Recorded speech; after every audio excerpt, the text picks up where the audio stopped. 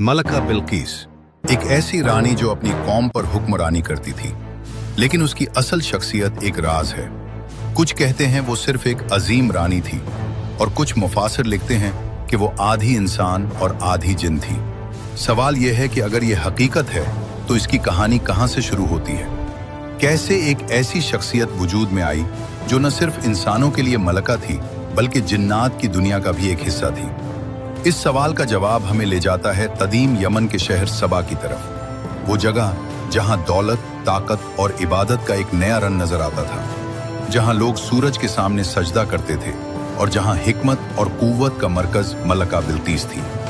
सबा के शहर में दौलत, तिजारत, जरखेजी और खुशहाली का ऐसा इम्तिजाज था जो दुनिया भर में मशहूर था। यहाँ के बागात, नहरें, ऊंटों के काफले, जवाहरात, खुशबुएं और शाहाना महलात अपनी मिसाल आप थे।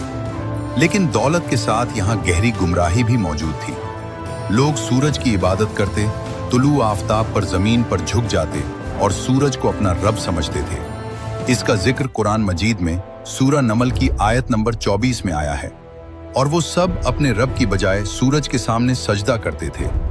ये गुमराही बिल्कीस के बादशाहत के लिए एक चैलेंज थी और ये अहम इम्तिहान भी था कि वो अपनी कौम को अल्लाह की इबादत की तरफ किस तरह ले जाएगी। बिल्कीस के वालिद सबा के अजीम बादशाह थे और वालिदा एक गैर मामूली शख्सियत की हामिल थी जिसकी नस्ल जिन से मुंसलिक थी। इसी वजह से कुछ रिवायतों में कहा गया कि बिल्कीस आधी इंसान और आधी जिन थी। ये खासियत न सिर्फ इसकी जिस्मानी सलाहियतों में नजर आती बल्कि इसकी अक्ल, हिकमत और दरबार संभालने की सलाहियतों में भी नुमायां थी। वालिद की वफात के बाद बिल्कीस ने तख्त संभाला और अपनी कौम पर मजबूत और दानिशमंदाना हुक्मरानी की। ये वो वक्त था जब अल्लाह ने हजरत सुलेमान अलैहिस्सलाम को नबूवत और बेमिसाल बादशाहत दी थी। उनके लश्कर में इंसान, जिन्नात, परिंदे सब एक नज्म के तहत मौजूद थे। एक दिन हजरत सुलेमान अलैहिस्सलाम लश्कर की तरतीब देख रहे थे कि अचानक एक कमी महसूस हुई। हुदहुद मौजूद नहीं था। कुछ लम्हों बाद हुदहुद वापस आया। हुदहुद ने कहा, मैं वहां गया जहां कोई नहीं गया। मैंने एक औरत देखी जो अपनी कौम पर हुक्मरानी कर रही है। अल्लाह ने उसे सब कुछ दिया है, लेकिन वो और उसकी कौम सूरज के सामने सजदा करते हैं। ये खबर दरबार में सुनकर सब हैरान रह गए। हजरत सुलेमान अलैहिस्सलाम ने फौरन फैसला किया, ये मामला ताकत से हल नहीं होगा बल्कि दावत, दलील और हिकमत से हल होना चाहिए। उन्होंने एक खत तहरीर फरमाया जो कुरान में सूरह नमल की आयत 30 से 31 में मौजूद हैं। ये सुलेमान की तरफ से है और अल्लाह के नाम से शुरू होता है जो निहायत मेहरबान, बहुत रहम करने वाला है। मुझ पर सरकशी न करो और मेरे पास फर्माबरदार होकर हाजिर हो जाओ। ये पैगाम तुम्हारे रब की तरफ से है जो जमीन व आसमान का रब है। यह खत हुदहुद के जरिए मलका बिल्कीस तक पहुंचाया गया। जब बिल्कीस ने दरबार में उसे पढ़ा तो दरबार में एक खास खामोशी छा गई। एक वजीर बोला, हमारी फौजें, हथियार, जंगजो ताकतें हैं, हम किसी की बात नहीं मानेंगे। दूसरा कहता है, हम किसी से नहीं डरते, हमें क्या खौफ। लेकिन बिल्कीस एक गहरी सोच में डूब गई। मलका बिल्कीस ने कहा, हम पहले हकीकत को जांचेंगे, ताकत से पहले दलील की जरूरत है। अगर हम फौरन लड़ाई का रास्ता इख्तियार करें तो कौम की बर्बादी मुमकिन है। उसने तहाइफ का मंसूबा बनाया ताकि मालूम हो सके कि आया ये खत दावत हकीकी है या ताकत की अलामत।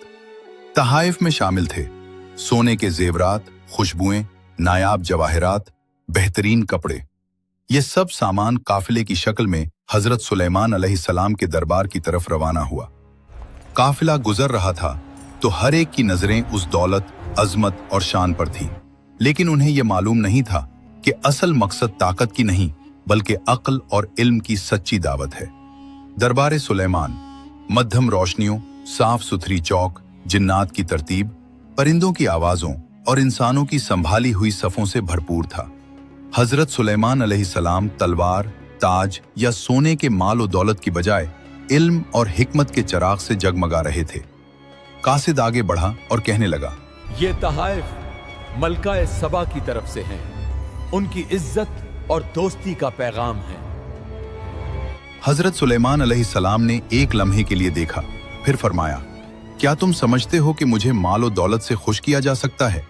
जो कुछ अल्लाह ने मुझे अता किया है वो उस सबसे बेहतर है। ये अल्फाज दरबार में एक खास सुकूत ले आए। तहाइफ वहीं छोड़ दिए गए और काफिला तेजी से चल पड़ा, से वापस लौट गया। रास्ते में काफिले के दिल कांप रहे थे। उन्हें अंदाजा नहीं था कि अपनी मलका को क्या जवाब दे। उन्हें न सिर्फ तहाइफ के इनकार की खबर देनी थी, बल्कि ये भी बताना था कि हजरत सुलेमान अलैहिस्सलाम की सल्तनत कितनी अजीम है और उनकी बातों में कितनी गैर मामूली ताकत है। दूसरी तरफ हजरत सुलेमान अलैहिस्सलाम ने अपने दरबार में एक और हुक्म दिया। उन्होंने अपने वजीरों और जिन्नात से फरमाया, क्या कोई उसका तख्त मेरे सामने ला सकता है इससे पहले कि वो खुद यहां आए? ये मामूली सवाल नहीं था। तख्त महज एक नशिस्त नहीं, बल्कि बिल्कीस की सल्तनत और उसकी शान का मरकज था। यमन से फलस्तीन तक तख्त लाना कोई आसान काम नहीं था, लेकिन ये हजरत सुलेमान अलैहिस्सलाम का हुक्म था। एक ताकतवर जिन आगे बढ़ा और बोला, मैं ये तख्त आपके सामने ले आऊंगा, इससे पहल कि आप अपनी जगह से उठें। फिर एक और शख्सियत जिसके पास किताब का इल्म था बोली, मैं ये तख्त पलक झपकते आपके सामने ला सकता हूं। और अगले लम्हे तख्त हजरत सुलेमान अलैहिस्सलाम के सामने मौजूद था। ये मंजर वहां मौजूद सबके लिए नाकाबिल यकीन था। हजरत सुलेमान अलैहिस्सलाम ने शुक्र अदा किया और फरमाया, ये सब मेरे रब का फजल है, ताकि वो मुझे आजमाए कि मैं शुक्रगुजार हूं या नाशुक्री करने वाला। मामला अब वाज़े हो चुका था। जब बिल्कीस यहां आएंगी, उन्हें एक ऐसा मंजर दिखाया जाएगा जो उनकी आंखों से पर्दा हटा देगा। ये साबित होगा कि ये मामला ताकत या दुनियावी गर्ज का नहीं, बल्कि अल्लाह की रुबूबियत की दावत है। काफिला वापस आया, तहाइफ वापस किए गए और पैगाम भेजा गया कि अगर इताअत न की गई तो एक ऐसा लश्कर आएगा जो सबा की सरजमीन को रोन डालेगा। बिल्कीस खामोशी से सब सुनती रही। इसके चेहरे पर गुस्सा नहीं, बल्कि हैरत और खौफ के आसार थे। उसने दिल में सोचा, अगर ये सुलेमान महज एक बादशाह होता तो दौलत कबूल कर लेता, लेकिन उसने माल ठुकरा दिया है। इसकी सल्तनत आम नहीं, इसके पास ऐसी ताकत है जो इंसानी बस से बाहर है। चुनाचे उसने फैसला किया, मैं खुद हजरत सुलेमान अलैहिस्सलाम से मुलाकात करूंगी। ये सफर सिर्फ एक रानी का नहीं, बल्कि एक कौम के मुस्तकबिल का फैसला था। दिन गुजरते गए और काफिला आगे बढ़ता रहा, यहां तक कि वो लम्हा आया जब बिल्कीस अपने जाहो जलाल के साथ हजरत सुलेमान अलैहिस्सलाम के दरबार में दाखिल हुई। दरबार में शान और शौकत के साथ सुकून और वकार का अजीब इम्तिजाज था। इंसान, परिंदे और जिन्नात एक ही तरतीब में खड़े थे। ये नज़्म व ज़ब्त बिल्कीस के लिए नाकाबिल यकीन था। हजरत सुलेमान अलैहिस्सलाम ने पहले ही उसके लिए इम्तिहान तैयार कर रखा था। उनके सामने तख्त रखा गया, वही तख्त जो पलक झपकते ही यमन से लाया गया था। उन्होंने मुस्कुराकर पूछा, क्या ये तुम्हारा तख्त है? बिल्कीस लम्हा भर के लिए ठहर गई। गौर से देखा, ये बिल्कुल उसके तख्त जैसा था, मगर कुछ तब्दीलियां की गई थीं। ये एक नफीस इम्तिहान था। अगर वो कहती हां तो वो इम्तिहान में फंस सकती थी, अगर वो कहती नहीं तो हकीकत झुटलाई जाती। चंद लम्हे सोचने के बाद उसने हिकमत से जवाब दिया, ये बिल्कुल मेरे तख्त जैसा है। ये अल्फाज उसकी अक्ल और एहतियात की दलील थे। उसने हकीकत को न झुटलाया और न जल्दबाजी में फैसला किया। ये देखकर दरबार में मौजूद सबको अंदाजा हुआ कि बिल्कीस महज एक रानी नहीं, बल्कि एक गैर मामूली जहानत रखने वाली औरत है। इम्तिहान अभी खत्म नहीं हुआ था। हजरत सुलेमान अलैहिस्सलाम ने उसे एक और मकाम पर ले गए। शीशे का महल।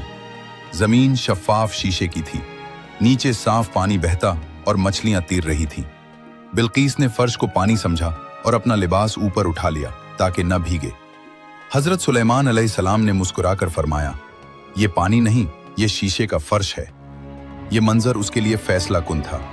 उसने समझ लिया कि ये बादशाहत महज ताकत पर कायम नहीं, बल्कि इल्म, हिकमत और अल्लाह की कुदरत पर मबनी है। इस लम्हे उसके दिल ने झुकना शुरू कर दिया। उसने अपने लबों से कहा, मैं अल्लाह पर ईमान लाती हूँ, जो सुलेमान का रब भी है और मेरा भी। ये अल्फाज उसके दिल के तमाम गुरूर और शुकूक को तोड़ गए। एक अजीम सल्तनत की रानी जिसने कभी सूरज की इबादत की, अब खालिसतन अल्लाह की बंदगी की तरफ पलट आई। बिल्कीस ने अपने दिल और दिमाग को मुकम्मल तौर पर अल्लाह की बंदगी के लिए खोल दिया। जैसे सूरह नमल आयात 31 से 32 में बयान हुआ है। हजरत सुलेमान अलैहिस्सलाम की सल्तनत और हिकमत ने यह वाज़ेह किया कि दुनिया की ताकत और दौलत महज इम्तिहान के औजार हैं। ये वाक़या हमें यह सबक देता है कि अक्ल, हिकमत और अल्लाह की रहनुमाई ही हकीकी ताकत है। कौमों की रहनुमाई और इक़्तिदार के इस्तेमाल में सबसे बड़ी ताकत अल्लाह की रज़ा और उसकी हिदायत की पैरवी है। बिलक़ीस का ईमान ये ज़ाहिर करता है कि कोई भी बड़ी सल्तनत या मकाम अल्लाह की तरफ रुजू के बगैर मुकम्मल नहीं। अगर आप ऐसे दिलचस्प इस्लामी वाक़यात देखना चाहते हैं और हर लम्हे की हकीकी तफसीलात के साथ देखना चाहते हैं तो हमारे चैनल को सब्सक्राइब करें।